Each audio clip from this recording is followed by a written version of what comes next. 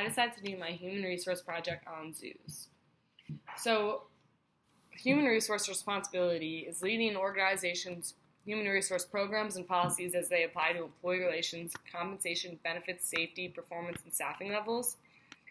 But for zoos, it's a little more than that because you're not only dealing with the employees, but you're dealing with the animals that the employees deal with.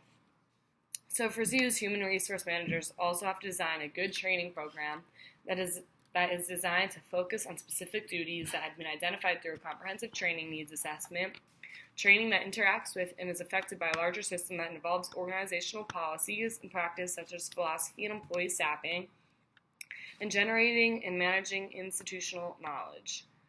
So these specific jobs at the zoos, such as zookeepers, assistant curators, associate curators, and general curators, have the most direct and frequent contact with the zoo animals, so their specific training is the most important.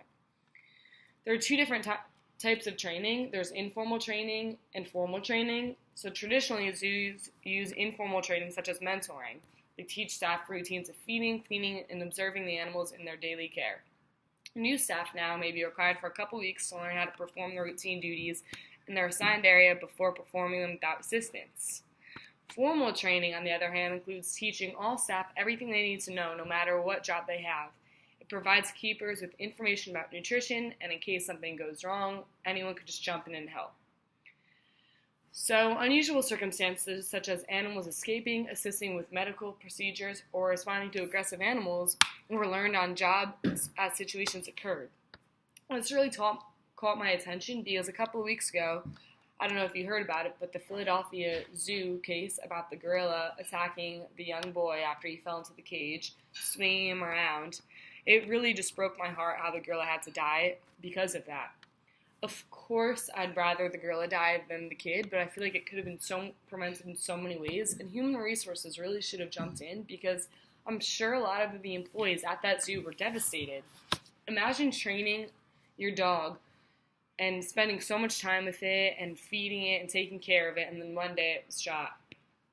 You think of your dog as a family member, or at least a close companion.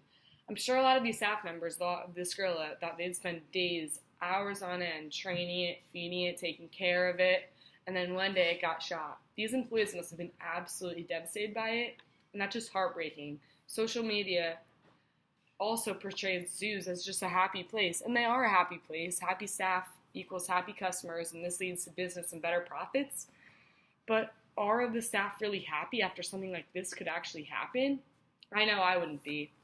And I know that if I was an employee there, I would have jumped right in after that kid and would have risked my life for it. And that also is just like human resources responsibility because you can't have staff getting hurt. They should have been trained better to know how to handle situations like this. They could have tranquilized the gorilla, taken the kid out. I feel like there are so many ways to deal with this, and no one had to die, I honestly feel like. Also, another case really touched my heart about SeaWorld.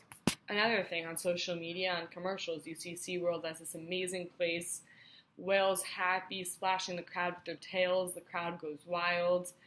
But then, deep down, it's not really like that.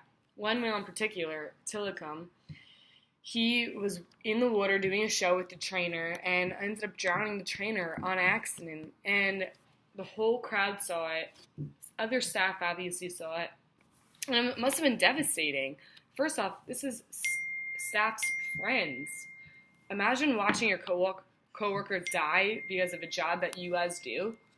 I couldn't imagine doing that. And the reactions to it must have just been insane. And human resources should have done better. How do you react to something like that happening?